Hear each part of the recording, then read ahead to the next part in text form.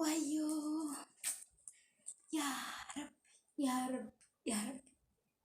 Ani maaluma mana moo maalin inni kun ijoo? Nan bade luba. Ammumayyuu gara haadha kootitti deebi'uu barbaada. Gara haadha kootittan deebi'an. Nan bade. Ani dhuguma mana gochoon hin jiru biyya isaanii. Wayyoo. Maali gibbiin humtu maal fakkaata jiru? Dhugaa dubbachuudhaaf gibbiin humtu. Wayyoo. Maali? Bosonni hin jiru? Barjaafin hin jiru? Maalibbaa? Wayyoo mana kana amma mana moo kun yaagaadha?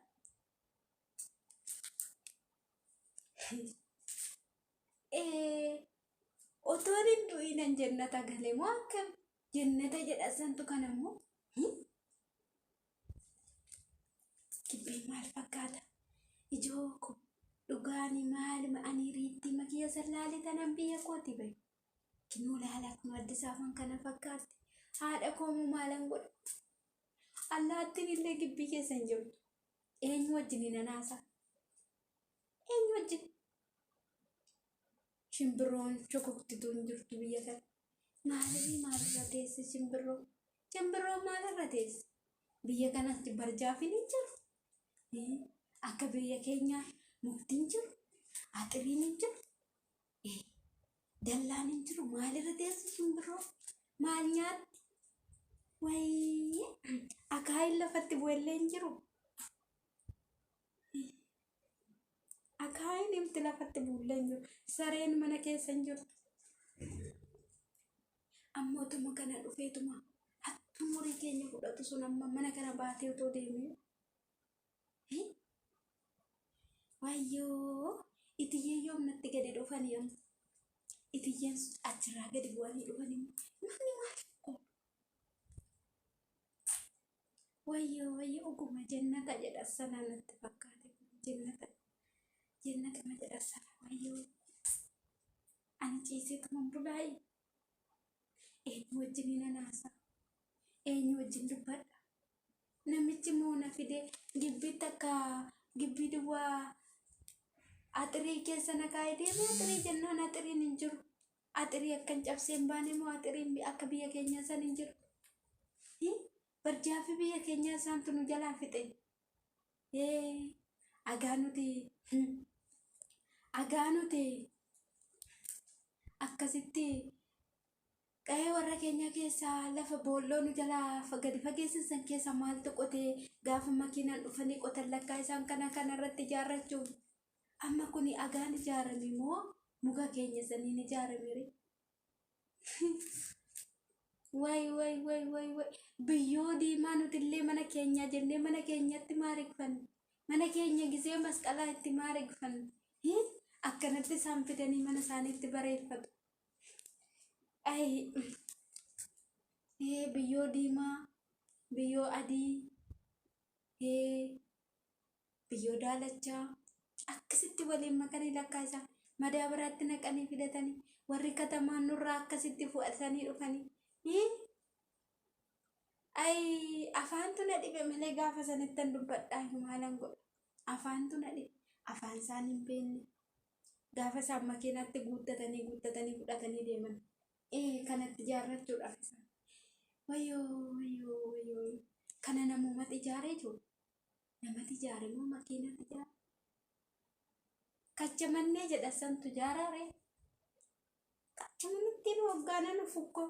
Karaa akkana nagalabbaxxee ol na fuutee akka farda yaabbatanii waggaa karaa deemasa.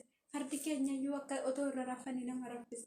Makiinaan akkasitti nama garaa duwwaa nagooti amma yoon dhufu kun qa'ee warraa keessa homtuu hin jiru.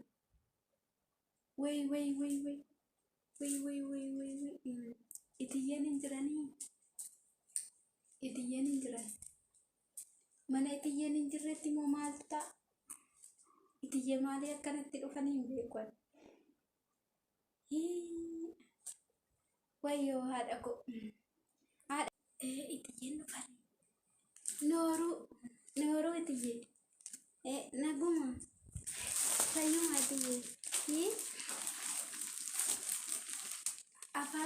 afaan hin beektani moo? Ishi naguma jirtani hin beektu? Ishi ani hojjettu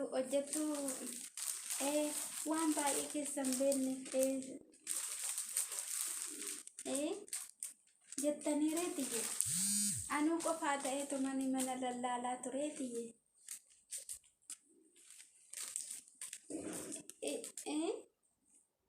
tole intala baraggaasati ishee ma'ee beektanii na beektaniisi ishi tiyye ishi wayyoo itiyyee maal fakkaatanii jiru wayyoo itiyyee duukan kuni feestaalii keessa kan jiru waccuu kooti waccuu achuma kaa'ii as maalan kaaree tiyyee nan dhuffadhaan ishi maalimmoo maal jechuudha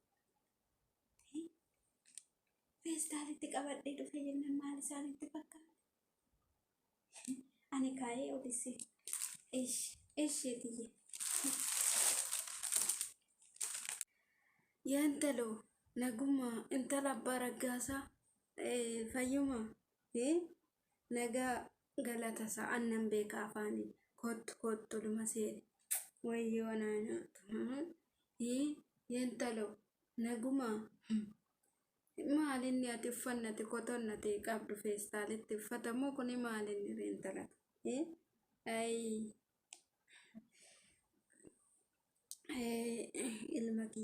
ilma kiyyatu fide asi kaa'e natti bilbileeti ammumaa ala jirti naan jedhe intala ko nagumaati warri kee ni beeku warri kee quba qabu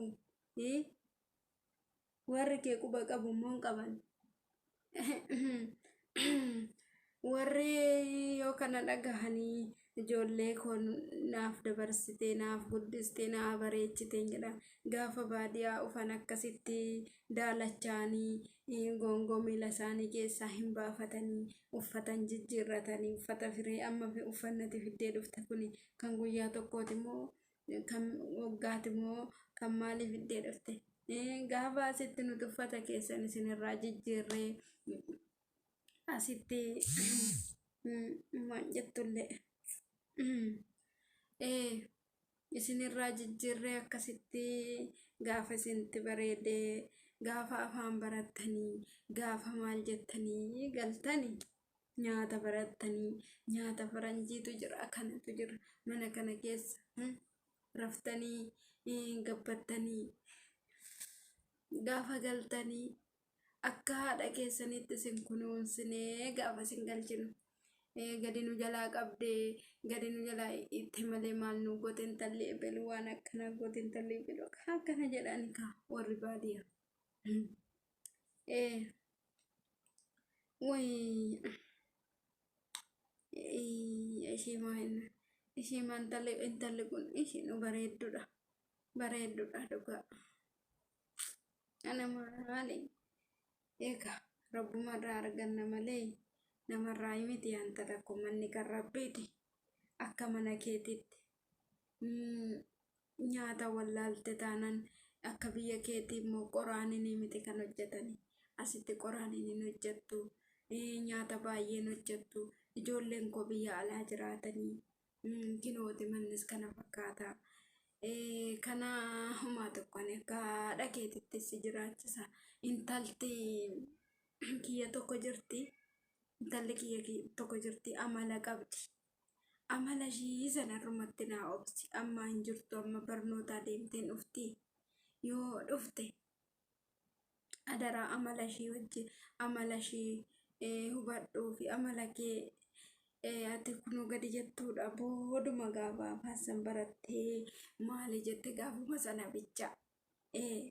sana bicha akka walitti butan barbaadu intala kee wajjin kanaaf iyyuu manni kan rabbiiti jiraadhu qayyaradhu uffadhu intalli koo yoo ufte moo uffata ishii irraa siif kennite kan likkii sitti ta'u kan likkii keessatti ta'u siif kenniti uffata ishii sanirraa hin uffata achiin immoo booda xiqqoo xiqqoo jetteetuma ishiin immoo afaan Oromiffa kana baay'inaan beektu jedhe. Afaan Ingiliffaa sana haasofti baay'inaanii. Kanaafiyyuu ijoolleen koo biyya alaa wuccii jiraatan wuccii. Wuccii biyya wuccii faranjootaa sana achi jiraatan. Gaafa isaan dhufan isaan hin dhiban nyaata barbareetti baay'atu kana baay'inaan hin nyaatani. Isaanuu hin hojjetatan hin beekan. Kanaafiyyoo yaa intala koo anuma asumatti yeroon as deemee dhufu yeroon achi mana amantaa deemus yoo na barbaaddes immoo manatti si dhiisee hin deemu. Zabanyaan tokko moo hin jira an gibbii eegu. Gibbii koo an eegu hin jira inni. Wayii. Isa harka rakkan buune wayii intala kana wayii intalli baay'ee bareeddi. Yaa Rabbii koo bichaadha intala kana. Zabanyaan kunillee gibbii eega isheen balbala cufadhoo jedhan tokko balbala rukute jennaan inuma jalaa banti. Ani amma ishee fudhadheetuma nama asiif achi deema jechuudha. Wayyoo. Mana kanas xaraguun beektu ganaan ishee barsiisa. Intalli koo yoo uftee gadi jette